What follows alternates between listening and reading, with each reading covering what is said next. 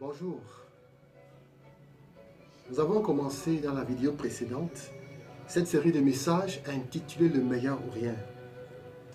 Et dans cette première vidéo, ce premier message, en nous inspirant des exemples de Caïn, l'homme religieux, et Abel, l'homme spirituel, nous avons présenté le meilleur de Dieu. Nous avons dit que le meilleur de Dieu consistait en ceci: approcher Dieu selon ses principes, lesquels sont consignés dans les Saintes Écritures, la Bible. Autrement dit, quand nous cherchons Dieu, nos raisonnements, nos pensées d'hommes doivent être mis de côté. Seul compte ce qui est écrit dans l'Écriture sainte, la Bible. En propos justement, il est affirmé dans Jean 14,6 que Jésus-Christ est le chemin. Pas un des chemins, le chemin, la vérité, la vie, et que nul ne vient au Père qu'en passant par lui. Lui-même dira encore, dans Jean 10, « Je suis la porte, pas une des portes, la porte. » Si tout chemin mène à Rome, un seul chemin mène à Dieu. Le ciel n'a qu'une seule porte. Jésus-Christ a dit, « Je suis la porte. » Le salut, la vie éternelle dont on parle tant, commence par accepter et vivre cette vérité à propos de Jésus-Christ. Une fois de plus, bonjour. Aujourd'hui, si nous donnions un titre, un sous-titre à ce qui va suivre, nous dirions le disciple ou renoncer à tout. Le disciple ou renoncer à tout.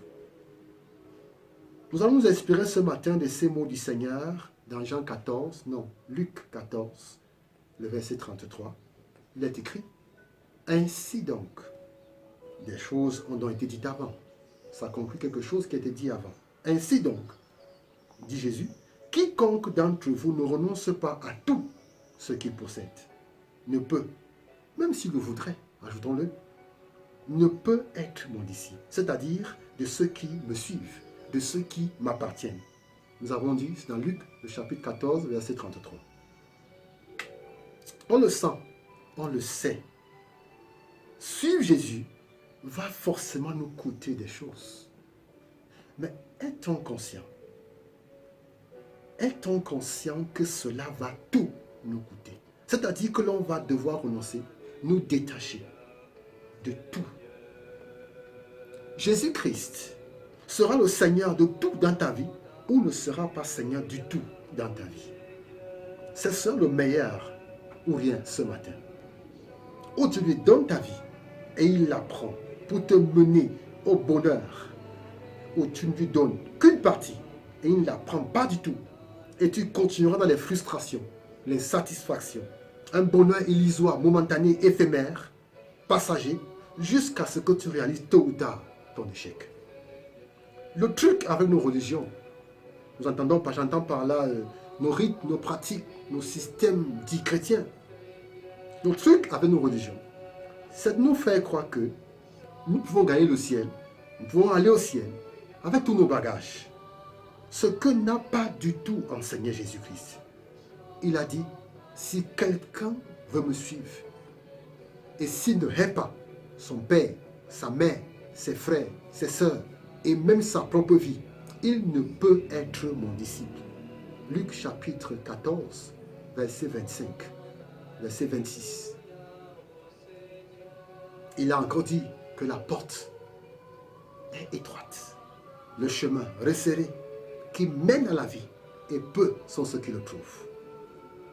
Et c'est pourquoi la religion mène en enfer.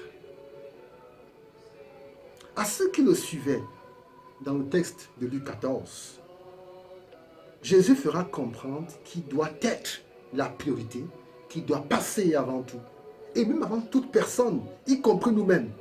Et c'est à ce prix-là, et même pas un peu en deçà, que l'on peut devenir son disciple. Et cela s'entend, cela se comprend. Dieu ne peut pas te rendre heureux ou heureuse.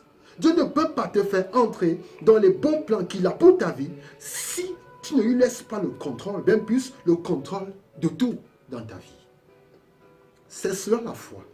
Faire confiance à Dieu pour tout dans sa vie. Le laisser régner dans tous les domaines de sa vie. Une chose qui n'est pas sous son contrôle sera la porte et même le trou par lequel le diable va revenir pour nous causer frustration et toutes sortes de problèmes et finalement reprendre le contrôle de toute notre vie pour nous mener en enfer. Le Seigneur ne nous demande jamais de renoncer à une chose si elle est bonne pour nous. Toute chose dont il te demande de séparer, en fait, est un obstacle au bon plan qu'il a pour ta vie. Et il y a des choses mauvaises en soi, avec lesquelles il faut rompre radicalement. Des péchés à arrêter. La fornication, l'ivrognerie, les drogues, l'adultère, et je ne sais quoi d'autre encore. Qu'il faut rompre, avec lesquels il faut arrêter radicalement. Ça ne se discute pas. Mais il y a d'autres choses encore, légitimes, bonnes en soi. La famille, les études, son emploi, etc. Et le Seigneur, en ce qui concerne encore ces choses-ci, te dit ceci. Je dois passer avant. Je suis la priorité. Elles auront dans ta vie et sur ton cœur la place, l'espace que je veux leur donner. L'espace que je veux décider de leur donner. Tu les aimes, tu vas les aimer dans la mesure où je le permettrai. Toi qui m'écoutes ce matin, acceptes-tu cela? Est-ce que tu es d'accord avec cela?